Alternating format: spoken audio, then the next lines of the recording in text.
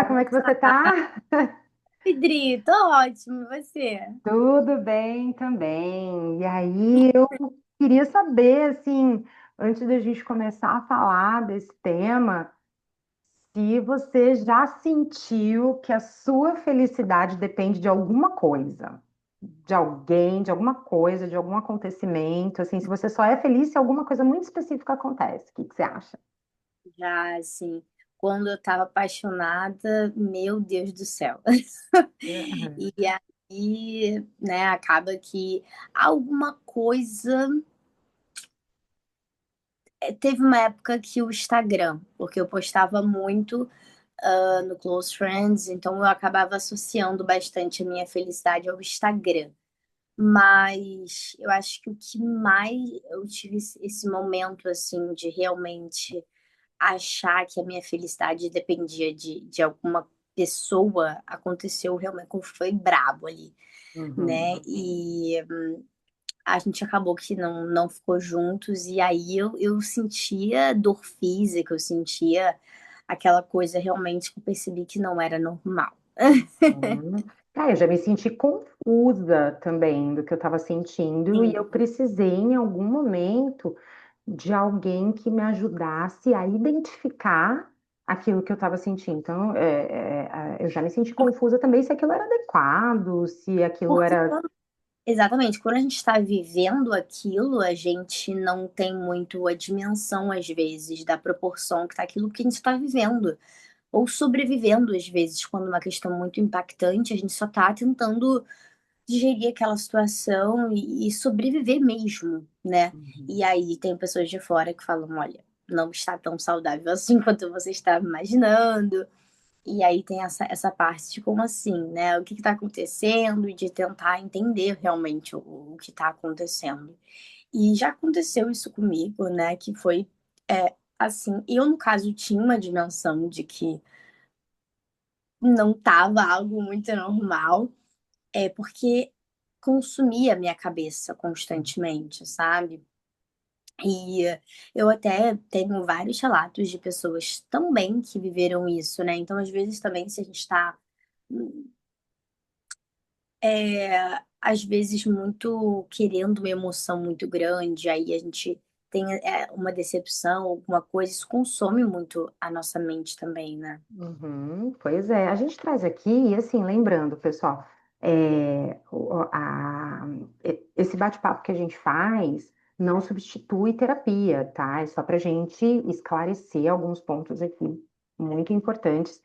E também eu trouxe esse exemplo, né? Se já aconteceu com você, trouxe um pouquinho do que aconteceu comigo, porque num certo grau, isso acontece com a maioria das pessoas. Com Agora, certeza. em que momento que isso vira um problemão, né? E aí hoje a gente abre esse tema, a dependência emocional, ou seja, quando eu dependo, né? Pode acontecer, repito aqui, pode acontecer uma vez ou outra, da gente falar assim, opa, peraí, amigo, me ajuda aqui, o que está acontecendo comigo, né? Ou então leva para terapia. Aquela luta também do racional com o emocional, que foi o que aconteceu muito comigo também. De, olha, tudo bem, você sente muito por ele, mas vocês não estão mais juntos e por que que você tá assim, porque quando começa a prejudicar a nossa vida pessoal, o nosso trabalho, os nossos estudos, a nossa rotina, quando começa a gente não ter mais vontade, às vezes, de levantar e fazer coisas que pra gente eram prazerosas, é aí esse momento da gente parar e refletir e falar, até que ponto isso tá saudável e isso não tá. E aí que a gente realmente começa a ser obrigado a ter essa reflexão, né, Adri? Então, assim, tem muito essa questão também dessa dualidade entre o emocional, que eu estou sentindo, eu estou sofrendo, com a razão de, olha, vamos ver até que ponto. Tudo bem, a gente não pode anular um sofrimento e fingir que a gente não está sentindo, mas até que ponto você vai acabar se prejudicando a sua vida pessoal por conta de outra pessoa.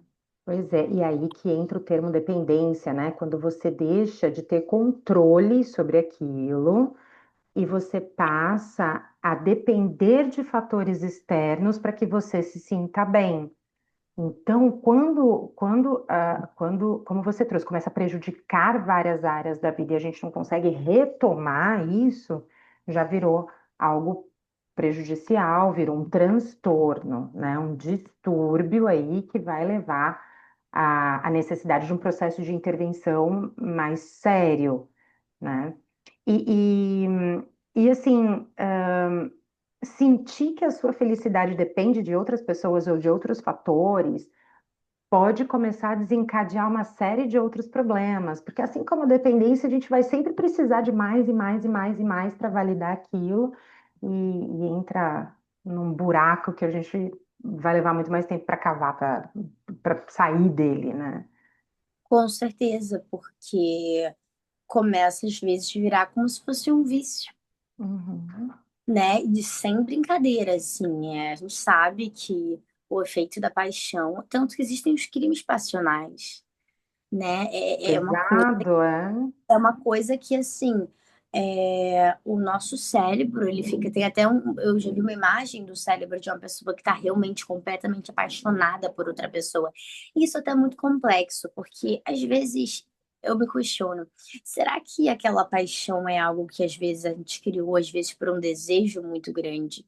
De estar apaixonada por alguém, aquela pessoa de início, se é aquela idealização que a gente tinha, e depois, obviamente, a gente vai tendo contato com aquela pessoa e ver que ela não é aquela idealização que a gente estava sentindo, porque ninguém vai ser 100% perfeito ou 100% da maneira que a gente está imaginando que essa pessoa vai ser. Ou se de fato, né, o que que acontece por trás dessa coisa toda, né, Dri, que faz a gente ficar genuinamente apaixonado por alguém a ponto de olhar, que nem várias vezes aconteceu comigo, acredito com você, e com outras pessoas também que estão aqui assistindo, de olhar para a pessoa, às vezes você viu um defeitozinho nela, uma coisa ali ou outra, e você não vê mais nada, você não vê mais o defeito, você não vê mais nada naquela pessoa, você acha aquela pessoa completamente ali perfeita, sabe? Uhum. E às vezes aquilo que a gente só achava que era um defeitinho, uma diferença do padrão de comportamento, da forma como a gente age, enfim, às vezes a gente esquece de ver que aquilo pode ser até um padrão disruptivo, né? Alguma coisa agressiva, violenta. E aí, em função de uma dependência que a gente não consegue sair muitas vezes, a gente acaba entrando num quadro muito delicado de, de manipulação, de baixa autoestima, de agressividade, né? Tanto da pessoa que está sofrendo com a dependência, quanto da outra pessoa muitas vezes ela é descrita como provedor dessa sua felicidade, né? A pessoa que vai prover unicamente, vai ser a única pessoa a prover toda a felicidade do universo, né? E a gente fica andando na Exatamente. pontinha dos pés, né? Pisando Então, em ovos ali pois e às é. vezes se anulando e anulando as nossas próprias vontades para agradar 100% aquela pessoa por medo de perder aquela pessoa. Uhum, Então eu já vi muitos relatos de pessoas que, assim, tanto homens quanto mulheres, né? E o uhum, sofrimento ali, gente, tem muitas pessoas que falam, ah, não, porque homem não sofre e tudo mais. Mas acontece muito de ambas as partes, né? E a gente vê que, embora o homem tenha uma tendência a não externalizar muito, por exemplo, com amigos ou, né? uhum. É, ele também sofre muito, por mais que muitas vezes ele reprima e esconda, diferente de muitas mulheres que são mais abertas, eles sentem também, né, Dri? Pois é, e aí para as mulheres fica aquele estigma da frágil, né? Que a mulher ficou ali fragilizada, se sentiu desprezada, abandonada e tal. Quando na verdade ela tá sofrendo distanciamento da figura provedora da alegria dela. Então, aquela pessoa, se ela sai da sua frente, né, não significa que saiu alguém da sua vida, significa que saiu toda a proposta de uma vida feliz, né? Uhum. E aí a Que mulher na- e o homem também Exatamente. tem as suas Que na- manifestações diferentes, mas sofrem de muitas formas. Exatamente. E que na realidade é uma idealização, né, Dri? É Uhum, uma idealização muito grande que a gente acaba. criando, né? E assim, às vezes é porque assim, tem sinais muito claros, né? Claro que tem pessoas que às vezes realmente acabam tendo um bloqueio. E não necessariamente um bloqueio porque, não quero me relacionar com alguém, mas eu atendo muitas pessoas que têm inseguranças. Uhum, Inseguranças financeiras, inseguranças com o corpo, inseguranças com elas mesmas, enfim. E essa insegurança automaticamente faz com que ela crie o próprio bloqueio emocional. Então aí o que acontece não é que aquela pessoa ela tenha adquirido isso, né? Não, ela adquiriu isso por questões pessoais dela. E uhum, aí, às vezes, ela pode até gostar da outra pessoa, mas ela não quer ficar com essa pessoa por questões dela mesma. E a uhum, outra pessoa fica perguntando, mas por quê? Mas por quê? O que aconteceu? E esses porquês é uma coisa que afeta muito. uhum, É você se questionar e o que está acontecendo e por quê é o que realmente faz com que ocorra é, essa piração. uhum. Eu vejo assim, a raiz de muito sofrimento, de términos de relacionamento, foram perguntas do tipo, por que não eu? É, porque e acaba tendo uma comparação, até em relatos, por exemplo, quando fere a autoestima da pessoa. É uma menina muito bonita, muito, né, atraente e tudo mais, e a pessoa escolhe ficar com uma outra pessoa que para ela que para essa pessoa é uma Uhum. pessoa inferior no quesito de beleza. E aí começa a vir por que ele escolheu essa pessoa que nem é tão bonita, eu sou muito mais bonita do que ela, e por que ele optou por ela e não por mim, sendo que eu sou muito bonita? Então isso também fere a autoestima dessa pessoa, sabe? E aí é mais um questionamento que traz dor, Uhum. A constante né? validação que eu busco no outro. O outro precisa, assim, essa pessoa fora de mim precisa Precisa me dizer quem eu reconhecer sou. isso, essa pessoa fora de mim precisa reconhecer o meu valor, é, né? Até porque assim, a gente sabe muito bem que a aparência física, ela não é tudo, né? E que Uhum. às vezes, mas eu acredito sim que também existem pessoas que não querem ficar com a outra, às vezes é por insegurança, né? Eu já vi muitos relatos até em casos que eu atendi de pessoas que falavam, olha, é, não, a minha condição financeira não é igual à sua, principalmente homens. Homens têm muita insegurança. Eu vejo muito mais a questão de homens terem insegurança em questão financeira, no sentido de, olha, eu não tenho condição financeira para dar tudo que ela merece e vou me afastar por conta disso. Isso acontece muito. Eu tenho inclusive atendido muitas pessoas que trazem para mim esse relato de gostar da pessoa, mas achar que não é bom o suficiente para prover tudo que ela merece e se afastam. E eu acho isso muito triste, né, Dri? Porque o amor é para ser algo que a gente está junto, independente das circunstâncias, e não se você tem condições financeiras ou não. Pois é, então assim, a gente está falando bastante das relações afetivas, mas essa dependência emocional, essa grande dificuldade, né, ela pode expandir para outras áreas. Então, ela pode ir até para o profissional. Tem pessoas que paralisam diante de uma decisão que precisa ser tomada. Tem gente que dificilmente vai para outros cargos ou não conversa com o gestor ou tem muito medo de se colocar em alguns tipos de conflitos, porque precisam da constante aprovação, e aí são as pessoas que precisam ser aprovadas e perfeitas o tempo todo, né? Pessoas que sentem que precisam ser aprovadas e perfeitas em tudo que fazem, e, enfim, elas têm um medo paralisante de não saírem favoráveis de um conflito, né? Então, E, assim, e acaba tendo até ideia, assim, por exemplo, se eu erro, eu me torno um grande erro, eu sou uma grande falha, né? Mas uhum. foi só aquele momento. E essa questão, né, Dri, ela é extremamente delicada. E, coincidentemente, trouxe um caso aqui que alguns podem se identificar. Ele tinha um relacionamento com uma pessoa, ela trocou ele por outra. Ele sofreu tanto, ele tinha um cargo alto, ele recebia um salário bem bacana. E ele entrou num estado depressivo tão grande que aquilo que a gente estava comentando paralisou ele totalmente. Ele ficou ali totalmente naquele estado que a gente sabe como é, né? Uhum, Ele ficou totalmente assim, realmente amínguas, né? No uhum, português, bem claro, ficou bem mal com a situação toda. Isso prejudicou ele financeiramente, porque ele tinha um trabalho que precisava muito de criatividade, que precisava muito de você realmente se dedicar e ele não tinha forças. Porque também nós somos seres humanos, então a gente uhum, sente. E uhum, ele não tinha mais, a cabeça dele estava totalmente focada para aquela dor, aquele sofrimento, e prejudicou ele no trabalho dele. E foi um prejuízo que ele está há 3 anos tentando recuperar.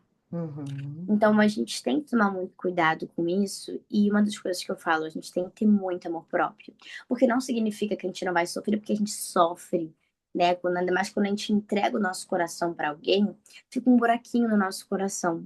Então uhum, eu sempre falo, como que a gente vai curar esse buraquinho no nosso coração?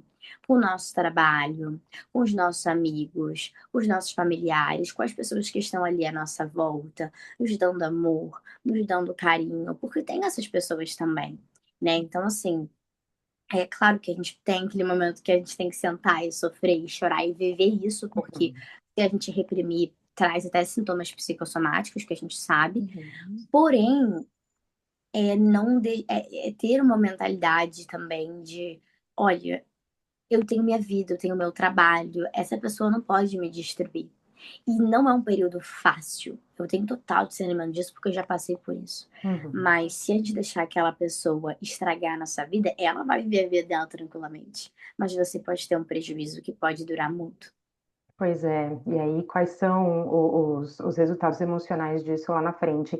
Carol, você falou assim, autocompaixão, né? Autorrespeito, alguma coisa assim, você usou esse termo, né? Pessoal, Uhum, a gente só consegue se amar quando a gente se conhece também. É muito difícil passar por um processo, né? E que a gente fala assim, não, mas você tem que se valorizar, você tem que.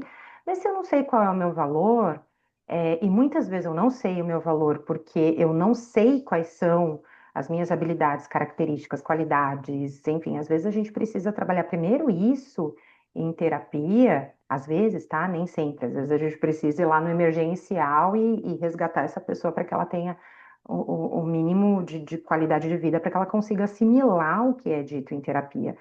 Mas se a gente não pontuar para essa pessoa quais foram os ganhos que ela teve ao longo da vida, vai ser muito difícil ela dar um valor para ela, ela se valorizar, né? Então, o processo de terapia, ele tem esse ponto importantíssimo de te mostrar qual é o seu valor, quais foram as coisas que você conquistou, qual foi o teu desenvolvimento, tudo que você já desenvolveu até aqui, para que você leve isso para a tua vida de forma autônoma. E aí eu não gosto de usar a palavra independente. Eu vou explicar aqui a diferença das quatro palavras, tá? Dependência, autonomia, interdependência e independência. A primeira delas, assim, dependência, ou seja, a minha vida, ela está nas mãos de fatos, de pessoas, de acontecimentos, né? Ou seja, a minha vida pode travar se eu dependo de alguma coisa externa a mim.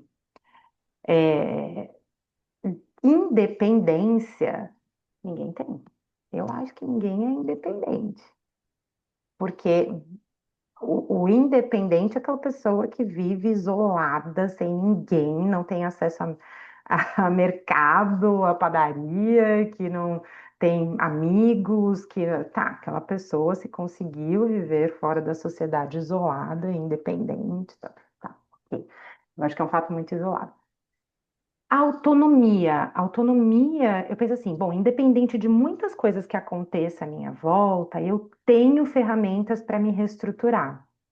Então pode ser que eu viva sozinha um dia no meio do mato, isolada e tal, mas eu ainda assim tenho autonomia para buscar os meus recursos, mas eu ainda estou, eu ainda preciso de uma comunidade, de uma sociedade, alguma coisa que vá me proporcionar, no quarto termo, a interdependência. Ou seja, eu não vou sobreviver sozinha se não existir também um outro funcionamento que garanta a minha existência. Para chegar ao martelo, para eu construir a minha casa sozinha, alguém fez aquele martelo, a menos que eu use outras ferramentas. Mas para eu colocar a roupa que me protege do frio, alguém tricotou, alguém fez, alguém, né? Então, nós somos interdependentes. A gente depende um dos outros, mas de forma complementar. E é o que acontece nos relacionamentos saudáveis. A gente se complementa, a gente convive, mas o outro não é o responsável por tudo que eu sinto. Eu que vou Exatamente, criando a partir, eu que vou gerenciando as minhas emoções a partir das minhas interpretações dos cenários ao meu redor. exatamente, diria até porque a gente tem que partir daquele pressuposto que a gente tem traumas também ao longo da nossa vida, é impossível. A gente tá com, nossa, assim, uma idade, eu acho que dos 14 para até antes, a gente já é, vivencia traumas. Então, às vezes, a pessoa sem querer gera um gatilho na gente. Abandono, rejeição, alguma palavra, às vezes, já é o suficiente para gerar um gatilho na gente. E eu atendi um paciente que fazia uso da cetamina, que ele tinha um trabalho maravilhoso, ele tinha um trabalho extremamente benéfico, era um trabalho muito bacana, e simplesmente nesse trabalho ele teve uma experiência muito ruim com o chefe Uhum. dele e foi suficiente para causar nele uma depressão muito grande durante anos, que fez ele ficar acamado, tendo que recorrer ao uso da cetamina, que para quem não conhece, é um antidepressivo intravenoso, que é bem mais forte do que um antidepressivo que você toma de forma oral, né? E assim, é para casos bem delicados de depressão. Perigosíssimo, né? Sim, então assim, é muito essa questão, né? Uhum. Que às vezes a gente acaba sem querer banalizando, né? Frases que a gente escuta na infância ou ao longo da nossa vida, acho que na infância pega mais pra gente, acho que fica mais na nossa cabeça ali, né? Mas frases que Uhum. a gente escuta na infância que podem contribuir para desenvolver essa bagunça afetiva, né? Esse abandono, essa sensação de, opa, quem sou eu? Onde eu tô? O que que eu tô fazendo aqui, né? Será que a gente tem ideia de algumas frases assim? Eu pensei em umas duas ou três. Ainda mais porque tem uma questão de, na infância, a gente tem uma falta de maturidade muito grande, né, Dri? E Uhum, essa falta de maturidade, consequentemente, é, a gente vive traumas e muitas das vezes a gente não tem conhecimento, discernimento desses traumas que a gente está vivendo, mas uhum, que nós estamos vivendo. Então, gera aquele conflito, aquela coisa emocional muito conturbada. E aí, quando a gente cresce, a gente faz terapia, vai tendo mais conhecimento, discernimento, a gente entende que a gente viveu muitos traumas uhum, que estavam ali guardados. E aí, o que acontece? Se alguma pessoa, às vezes, se a gente não tiver curado daquilo, com muito conhecimento, muito discernimento, muito amor próprio, porque a gente vai criando a nossa identidade ao longo dos anos. Então, eu posso não ser a pessoa, não tinha essa maturidade há 10 anos atrás que eu tenho hoje, uhum. e já não me doer tanto aquela ferida que há 10 anos atrás iria me doer muito, porque eu tenho esse discernimento, eu tenho essa sabedoria, eu tenho essa maturidade, né? Então, isso também é importante. Pois é, pessoal, frases que às vezes a gente diz até, né, para as crianças, assim, quando uma criança diz que está com medo de alguma coisa, né? Vai passar, não, é pouquinha coisa, Né? Imagina, não, imagina, não é nada. Ou então, negligência. Tá o sofrimento, né? Só porque é uma criança e às vezes o adulto ele vê essa questão e aí ele fala, ah, não, mas é uma bobeira e não é uma bobeira, né? Nenhuma dor é uma bobeira. Quando você vê, assim, algo, a criança às vezes está angustiada no meio de uma brincadeira, um grupo de amiguinhos ali, de repente ela vai e comunica aquilo para você, e aí você fala, não, besteira, volta lá, tá todo mundo brincando com você, vai embora. Não tem... E assim, eu costumo falar que é o abandono de pais presentes, né? É a negligência. Às vezes, a gente tem vivenciado muito, né? A fala do ai, vai, passa um batom, sacode a poeira e vai embora. Não, isso daí não é nada, vira a página. Ou então, né, a gente, são frases que parecem simples. Em alguns contextos, tudo bem a gente falar para adultos, pessoas próximas que a gente conhece. Então, é muito cuidado para a gente não invalidar a emoção. Porque, olha só, vamos pensar. É, imagina que você está passeando na estrada, vendo algumas paisagens, de repente você vê uma ovelhinha. Aí você fala assim, mãe, eu vi uma ovelha, né? Ou então, tem uma ovelhinha aqui. Imagina. Não, você não viu nada. Eu não vi, então você não viu. Aí passa um pouquinho, vê uma árvore. Nossa, aquela árvore tinha uma frutinha, acho que era maçã. Ué, não vi? Não era não. Né, chega uma hora aí você vai fazer a redação da escola, né? Como que foi o seu passeio do final de semana? A criança ela vai ficando sem elementos, ela vai ficando sem recursos. Então, quando ela se vê diante de um bicho que para nós é conhecido como ovelha, ela vai ficar confusa. Tá, Sim, eu acho que eu tinha visto aquilo. Mãe, vem aqui.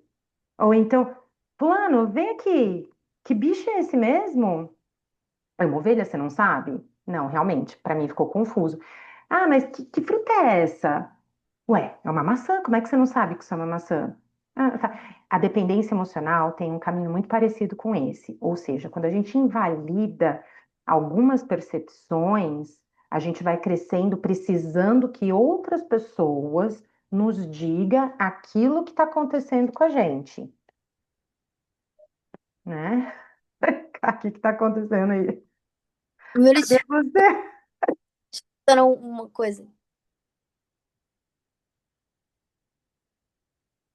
Não, não, não foi nada. É porque eu tava achando que. Um minutinho aqui. Tá. Não, mas não foi nada, não. Ah, então Mas tá. é muito essa questão também. Sem contar que é muito curioso, porque eu vi esses dias um. É, ouvi esses dias um vídeo que era um caso do seguinte: era um caso de uma criança que no colégio. É até um filme, se não me engano, que que a criança no colégio ela tinha uma questão ali de tipo muita dificuldade de aprendizado e ela era considerada burra e ela realmente via os números todos doidos e ela tinha essa questão mesmo que era um comprometimento ali que ela tinha Uhum. e ela acabou sendo levada para um colégio, foi internada, num colégio com crianças especiais, essas coisas todas. E aí a gente vê a complexidade também dos pais não acreditarem nos filhos, e não é porque eles são crianças, não é porque que aquilo tem que ser invalidado, e naquele filme ele era muito.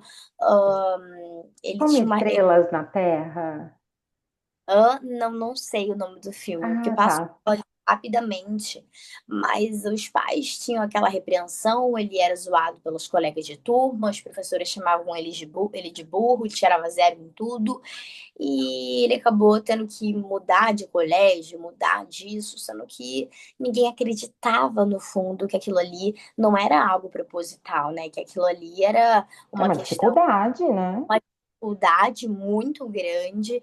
Então, assim, também tem essa questão dos pais, às vezes, invalidarem o que os filhos estão falando, porque eles são crianças, porque eles são pequenos. A gente até sabe, porque eu trabalhei com criança, e eles têm uma tendência lisinha de mentir um pouquinho, né, de ter essa questão toda. Eles têm, a gente não pode também negar isso, Uhum. mas também da gente identificar isso para que depois isso não cresça e a pessoa acaba ficando muito mais vulnerável a tentar buscar aquele amor, aquele afeto, aquela admiração, aquilo tudo por um relacionamento.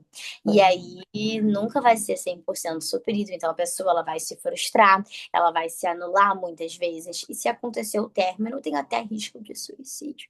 Exato. E aí, pessoal, a gente pode até falar disso num outro encontro nosso, mas assim, a mentira da criança, a gente fica atento também se ela mente por ser algo relacionado ao desenvolvimento dela, ou se ela já está com muita vergonha de mostrar uma falha diante da perfeição dos pais, diante da perfeição que a família exige, né? Então, tem crianças que mentem por não se sentirem seguras num espaço em que elas não podem ser imperfeitas, né? E aí isso lá na frente vira uma manipulação, assim, de pessoas precisando ser perfeitas o tempo todo para terem uma aceitação incondicional.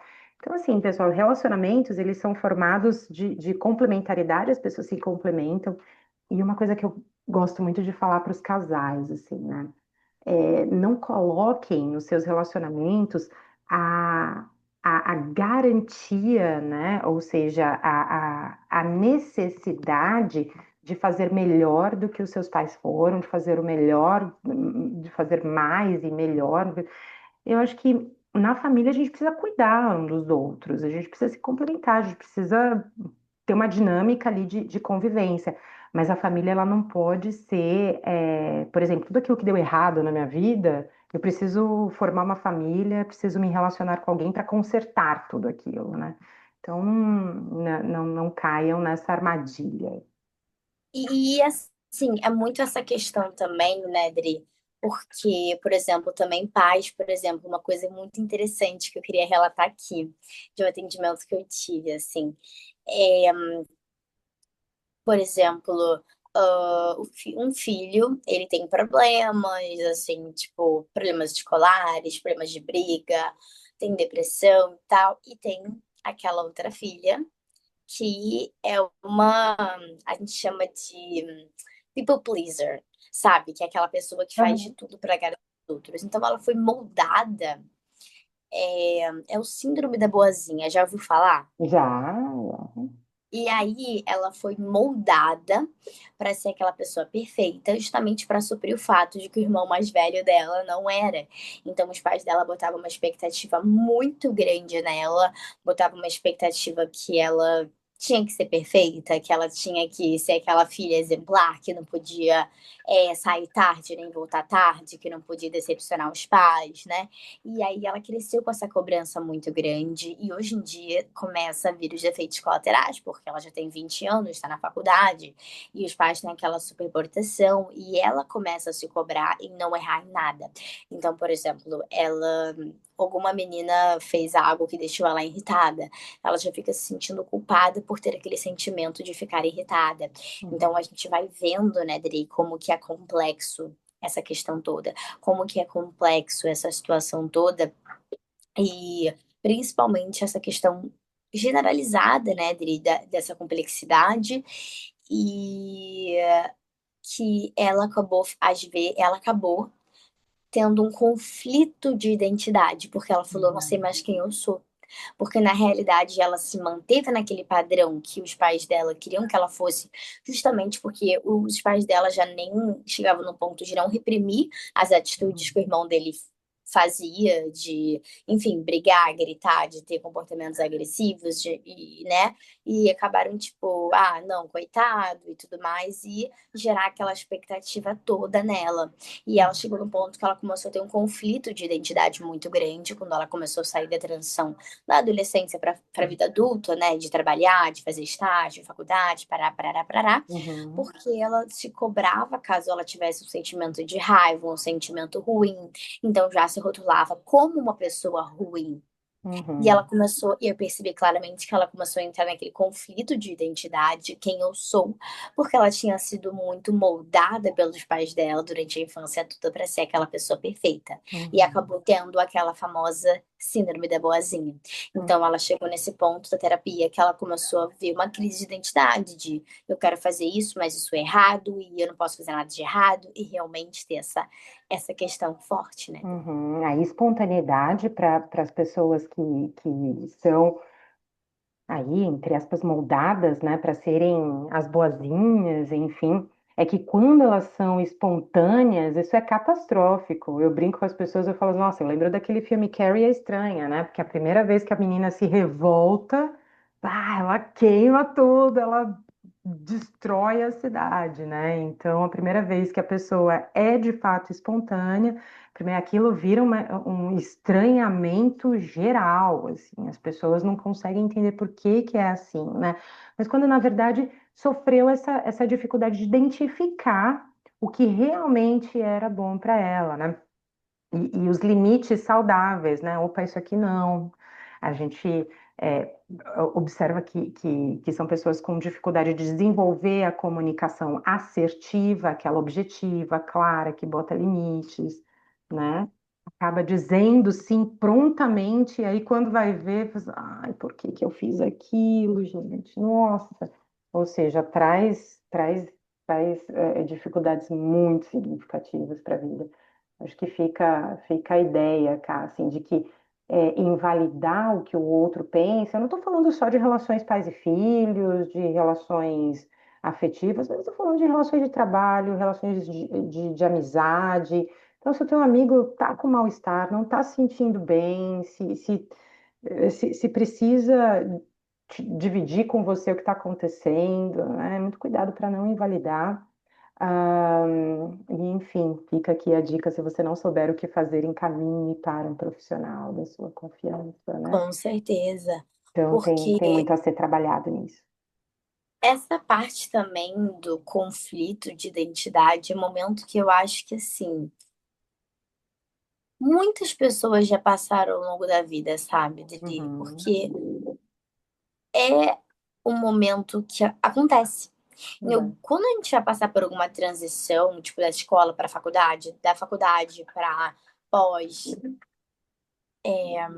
Qualquer da pós, desafio, né, que a gente fica prestes a enfrentar. exatamente. Então, assim, são momentos em que a gente, de certo modo, a gente sai um pouco da nossa realidade para tentar entender quem a gente vai estar se tornando agora. E isso já é um conflito de identidade muito grande, né, Dri? Uhum. Exato, exato. Pessoal, assim, contem pra gente aqui nos comentários se vocês já passaram por situações constrangedoras ou situações em que vocês se sentiram responsáveis pelo que a pessoa sentia, né? Então, muito cuidado, você é responsável pela tua fala. O que a pessoa sente é como ela interpretou a tua fala, né? Claro que tem como a gente tomar um cuidado, sermos cordiais, enfim, ter todo um cuidado na comunicação, mas você não é responsável inteiramente pelo que a pessoa vai interpretar, pelo que ela vai sentir daquilo que aconteceu naquele momento. Eu já vi casos de namorados que falaram assim: olha, se você não voltar para mim, a única saída é, suicídio, né? Enfim, preciso tomar cuidado com o que eu falo aqui. É, e aí foi orientado que para a pessoa, né? Ela que estava em atendimento comigo, foi orientada que ela o encaminhasse, ligasse para a família, mas que ela não voltasse porque era um relacionamento abusivo, né? Mas para que ela não voltasse para aquele relacionamento. Ela vai, mas Adriana, eu sou responsável pela vida de alguém. Não, você não é responsável pela escolha que alguém pode fazer, mas você pode sim proporcionar alguns cuidados, né? Liga para a família, encaminha, pede para as pessoas próximas ficarem atentas, mas você não é responsável pelo que a pessoa vai escolher. Pode parecer meio duro a gente falar assim, né? Mas é só para a gente entender que aquela pessoa não depende exclusivamente de você para ser feliz. Tá? A gente falou do nosso lado, né? Que a gente falou na primeira pessoa, agora também a gente precisa explicar o outro lado, né? A pessoa que é vítima de alguém que esteja sofrendo dependência emocional. E isso também é muito delicado. Inclusive, é um assunto bem bacana para a gente trazer aqui, porque tem muitas pessoas que, inclusive, viram e falam o seguinte: se você terminar comigo, eu vou me matar. E isso é muito preocupante, né, Dri? Isso realmente é algo muito preocupante. Porque você tá fazendo uma chantagem, né? Uhum, E aí, como é que fica a outra pessoa nesse cenário? Porque a gente também sofre. Em algum momento, né, a gente já uhum. fez alguém sofrer, alguém Hum, já fez a gente sofrer. E não é fácil para ambas as partes, isso, somos né? humanos, né, Carol? Vamos deixar Somos claro aqui humanos, que todo mundo está exatamente. sujeito. Com certeza. E quando a gente chega nesse período que uma pessoa vira pra gente falar, então, se você terminar comigo, eu vou matar, qual vai ser a reação da outra pessoa? O que que a outra pessoa vai fazer? Ela vai ficar com uma pessoa que ela realmente não quer ficar, para Uhum, que a outra pessoa não tire a vida dela? Então, assim, isso sim é uma dependência emocional muito grande. uhum, Isso é um exemplo de dependência emocional muito grande, porque a outra pessoa, ela tá ali fazendo uma ameaça porque ela sabe que o outro vai se sentir muito culpado se ela tirar a própria vida. E essa culpa que o outro vai sentir vai ser tão grande que vai fazer prender ele com ela o resto da vida, mesmo ele não querendo mais ou estando infelizes nesse relacionamento. Mas aí sim, a gente fala de uma dependência emocional muito grande, que é esse fato dessa pessoa, tanto homem quanto mulher, ameaçar acabar com a própria vida porque sabe que vai gerar uma culpa muito grande na outra pessoa. E uhum, aí a gente vê o desespero dessa pessoa de não querer aquela pessoa a todo custo, né? A ponto de fazer uma atitude assim. pois é, isso A aí. ponto de também se automutilar caso aconteça alguma briga ou algo que não saia como planejado. Então, assim, a dependência emocional é algo muito, muito delicado, ainda mais se aquela pessoa não tem família, se aquela pessoa não tem amigos, não tem um suporte, não tem, né, um ciclo social. Muitas pessoas, é comum que no início do relacionamento até muitas pessoas elas não tenham um ciclo social, elas acabam diminuindo, não tem totalmente Uhum, não, mas diminuindo um pouco ali a saída com os amigos e parará. É até normal, é até comum que isso aconteça. Mas aí ela se vê totalmente, cada vez mais presa àquele relacionamento, àquela pessoa. E aí, pra sair, mesmo que às vezes você saiba que é o mais saudável, que é o mais certo, fica algo muito, muito, muito mais difícil. pois é, pois é. Então eu acho que tem muita aresta aí para a gente aparar nesse tema, tem muita coisa para a gente conversar. E eu gostaria que vocês aqui que estão nos assistindo compartilhassem esse vídeo. Então, acho que é o nosso objetivo, né, de uma psicologia mais humana e também de utilidade pública, para que vocês levem essa informação para quem precisa. Se vocês precisam dessa informação, busquem aqui com a gente apoio, informações extras, o que vocês quiserem de esclarecimentos. Ficamos por aqui, Flor?